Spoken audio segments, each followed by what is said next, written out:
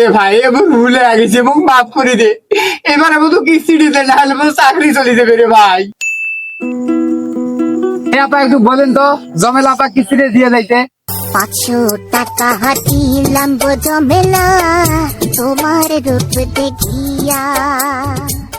আহা এখনো আসতেছে না, অন্য কেন্দ্রে আমাকে যাইতে হবে। কিস্তিটা দিয়ে গেলেই তো হয়। আরো 300 টাকা না এই আপার বাড়িতে যাইতে হবে, তাহলে আমার কিস্তি আদায় হবে না।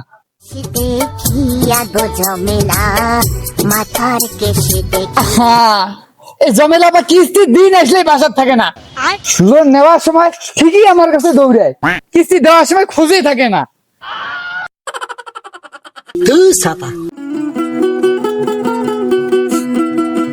এ ভাই আমি আপনার সারা বাড়ি খুঁজি পারবো না স্যার, আপনি এখানে আছেন, ওই দেন আমার কিস্তিতে দেন, আমি চলে যাই।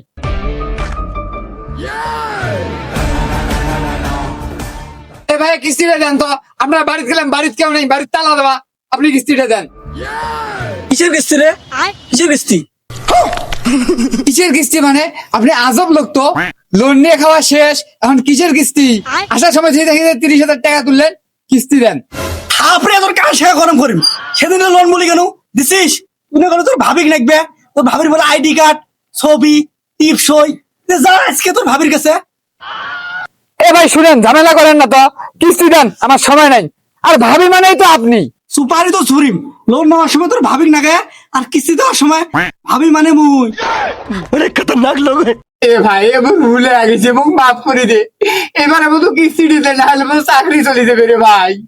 ছাড়ি দে তো, যা পরের সপ্তাহে আসি নিয়ে যাই, যা মাথা কথা গরম করিস যা ভাগ। তো চাকরির মাইরে বাপ, সমিতি যদি নিয়ম পরিবর্তন না করে এ চাকরি করবে রে নংমুই।